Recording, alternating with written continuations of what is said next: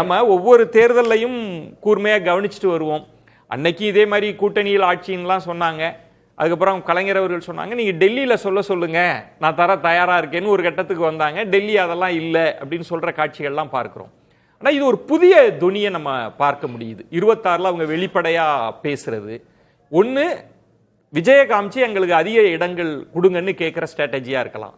அப்படி இல்லையா, விஜய காமிச்சு நம்ம இதுதான் வாய்ப்பு வெளியேறிடலான்ற ஸ்ட்ராட்டஜியாக இருக்கலாம். நான் தலைமையை ரீட் பண்ணணும்னு பார்க்குறேன். ஷியாம், தலைமையோட கணக்கை எப்படி புரிஞ்சுக்கிறீங்க? ராகுலோட கணக்கு என்ன இதில்?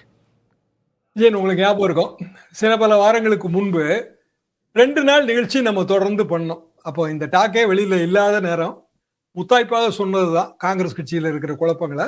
மறுநாளும் அதே டிஸ்கஷன் நம்ம வச்சிருந்தோம்.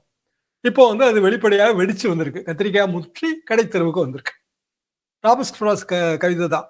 அடர்ந்த கானகம் 2 பாதை இருக்கு.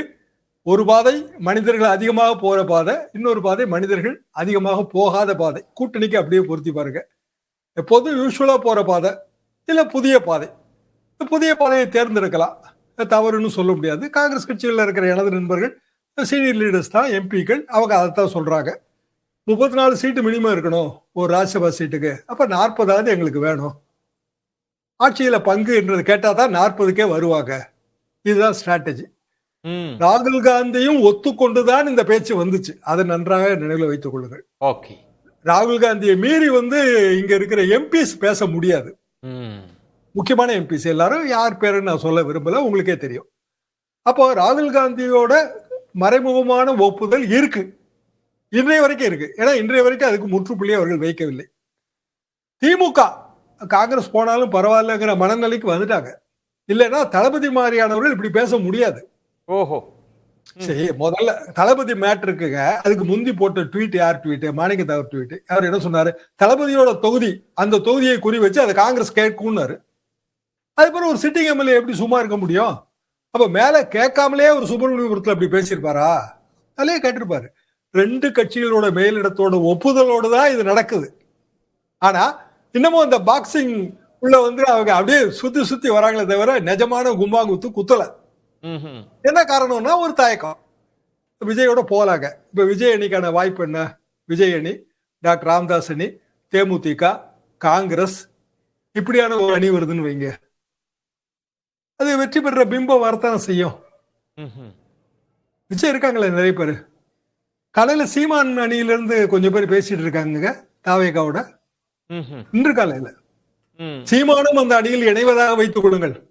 ஒரு வாதத்துக்கே வச்சுக்கோ, மனிதர்கள் யாருமே தேர்ந்தெடுக்காத பாதையை நோக்கி போறாங்க. எந்த கட்சியும் தேர்ந்தெடுக்காத பாதையா நாங்க போறோம். மூப்பனாரை முதல்வராக்கணும் அப்படித்தானே 89 சொன்னாங்க. எந்த கட்சியும் தேர்ந்தெடுக்காத பாதை தானே? Super comment. இல்ல, உண்மையாவே நீங்க யோசிச்சு பாருங்க. நான் எப்போதுமே இறந்த காலத்தில் வாழ்கிறேன். இதான் ராமகிருஷ்ணனோட கவிதையோட முத்தாய்ப்பு. அதுதான், நீங்க இறந்த காலத்திலே வாழ்ந்தீங்க. நிகழ்காலம் என்ன, உங்களோட இப்போ இருக்கிற பாதை என்ன, அதை பத்தி கவலை இல்லை. எனக்கு ஒரு வசனம் தான் நினைவுக்கு வருது நீங்க பேசுறதாம். தமிழ்நாடு எத்தனையோ விசித்திரமான தேர்தல்களை பார்த்துருக்கு, இது விசித்திரலும் விசித்திரமா இருக்கும் போல இருக்கு. இப்போ ஒரு பாயிண்ட், இதுல பலருமே தேர்ந்தெடுக்காத பாதை, புதிய பாதையெல்லாம் இருக்கலாம். ஷாம், ஒரு கூட்டணிக்குள்ள இருந்து நம்ம இப்படி யோசிச்சு பார்ப்போம். ஒரு டிமாண்ட் வைக்கிறாங்க, எங்களுக்கு 40 கொடுங்க அப்படின்னு கேட்குறாங்கன்னா, அதே ப்ரொபோர்ஷனேட்டோட எல்லாருமே 6ன்றது எங்களுக்கு வேண்டாம், 15 கொடுங்க, 20 கொடுங்க அப்படின்னா எல்லாருக்கும் கொடுத்துட்டு திமுக நாங்க உங்களுக்காக வேலை செய்யறோம், பார்த்துட்டு இருக்கோன்ற நிலைமைக்கு தானே நகர முடியும். அப்ப இதை உணர்றாங்களா? அந்த கேள்வி இருக்குல்ல. அப்ப எப்படி பங்கீடு நடக்கும்? சுமூகமே இருக்காதே அப்ப அதுல பேச்சுவார்த்தை இல்ல. நடக்கவே நடக்காதுங்க. அதான் உண்மையான பிரச்சனை. அண்ணா சொன்னார்ல, விசித்திரபுரி வாக்கு அரசியல் விசித்திரபுரி, கல்லெறிந்து தாக்கியோர் கனத்த மாலைகளை தூக்கி கொண்டு வருகிற விசித்திரபுரி. அண்ணா சொன்னதுதான் இது விசித்திரபுரி. இப்படிதான் கேட்பாங்க. அதுக்காக கொடுக்க முடியாதுன்னு அவங்களுக்கும் தெரியும். தெரியாமலாங்க கேக்குறாங்க. நீங்க சொன்ன ஈக்குவேஷன் தாங்க. நீங்க 40 தொகுதி காங்கிரஸ் கொடுத்தா மத்தவங்க எவ்வளவு கேட்பாங்க? அப்புறம் அது எப்படி சாத்தியம்? கேரளால போய் திமுக நிக்குமா? ஆந்திரால போய் நிக்குமா? 160 சீட் நின்றுதாங்க ஆகணும். மேஜர் பார்ட்டி 160 சீட் நின்றுதான் ஆகணும். அப்ப மீதி இருக்கிற சீட்டு தான். மீதி இருக்கிற சீட்னா 74 சீட்டு. அப்ப காங்கிரஸ் கட்சிக்கு எவ்வளவு கொடுத்துட முடியும்? ஒரு 20-24 கொடுக்கலாம். அது தாண்டி வாய்ப்பு இல்லை. அவங்களுக்கும் தெரியும். போன சரி, முறை 41 கூட வாய்ப்பு இருக்கா?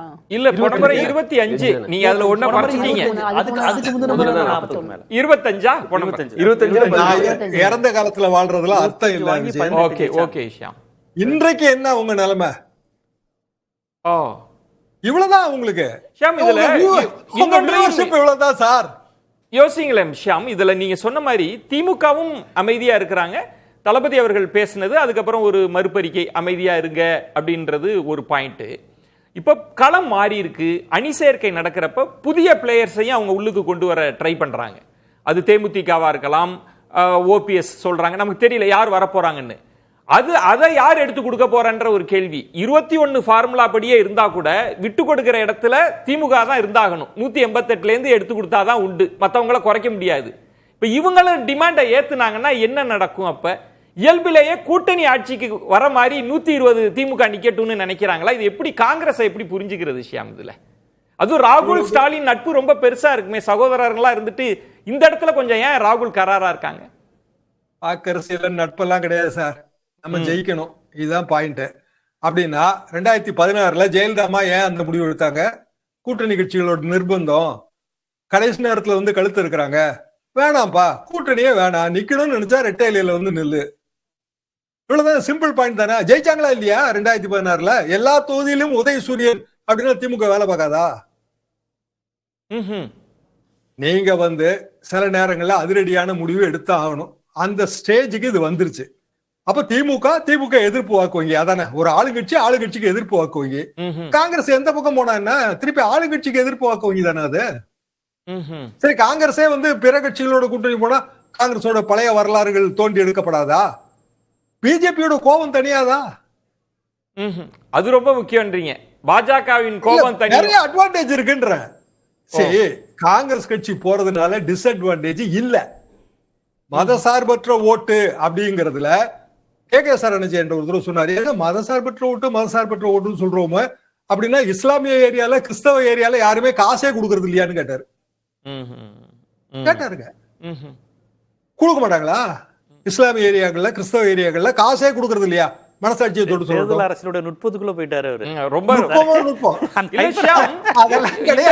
ஷியாம், பொதுவாக என்ன சொல்லுவாங்கன்னா, தேசிய கட்சிகள்னா அவங்களுக்கு நாடாளுமன்ற தேர்தல் தாங்க முக்கியம், அவங்களுக்கு அந்த நம்பர் அதான் கணக்கு பார்ப்பாங்க, சட்டமன்றத்தில் எப்படி வேணாலும் இருக்கட்டும்ன்ற தன்மை இருக்கும்னு. ஆனா இந்த முறை ஏன் காங்கிரஸ் வழக்கத்திற்கு இல்லாம, நான் வந்து ராகுல் ஸ்டாலின் அவங்க காலத்திற்கு பிறகே பேசுறேன், ரொம்ப பழசுக்கெல்லாம் போகல, இந்த முறை ரொம்ப வழக்கத்துக்கு மாறா ஒரு கரார் தன்மை இருக்கிறதா பாக்குறீங்களா? அதை எப்படி புரிஞ்சுக்கிறது காங்கிரஸ்? கரார் தன்மை திமுக இருக்கு. ஓ, ஏன்னா அவங்களுக்கு நல்லா தெரியும் எஸ்ஐஆருக்கு பிறகு உண்மையிலே யார் யாருக்கு எவ்வளவு ஓட்டு இருக்குன்னு. எந்த தேர்தலும் இல்லாத விஷயம் எஸ்ஐஆர் இல்லையா? ஓகே, 1 கோடி ஓட்ட காணும், 10,000 பூத்து இன்க்ரீஸ் ஆயிருக்கு. எஸ்ஐஆருக்கு வேலை பார்த்த ஒரே கட்சி திமுக தான். அப்ப நம்ம ஓட்டு எங்க இருக்கு, எந்த பூத்துல இருக்கு, நமக்கு விழுமா விழாதா, திமுக கூட்டணிக்கு போக மிச்ச கூட்டணிகளுக்கு என்ன ஓட்டு இருக்கு, இது எல்லாமே கணக்கு தெரியுங்க, தெளிவா தெரியும். நீங்க இன்னொரு ஆங்கிள் தரீங்க, திமுகவும் கராரா தான் இருக்கு அப்படின்றீங்க, மௌனமா இருக்கு ஆனா கராரா இருக்குன்றீங்க. ஏங்க, கனிமொழி வந்து இன்னைக்கு வந்து பார்லிமெண்ட் கொடுத்து போறாங்க, ராகுல் காந்தியை பாக்குறாங்க. அன்பார்ச்சுனேட்லி இன்னைக்கு வந்து விமான விபத்து டெத் ஆகி போச்சு. சோ பெரிய டிஸ்கஷன் எல்லாம் நடந்திருக்கிறதுக்கு வாய்ப்பு இல்ல. அப்போ முற்றுப்புள்ளி வைக்கணும்னு நினைச்சாங்கன்னா 2 தலைவர்களுமே முற்றுப்புள்ளி வச்சிருக்கலாமே.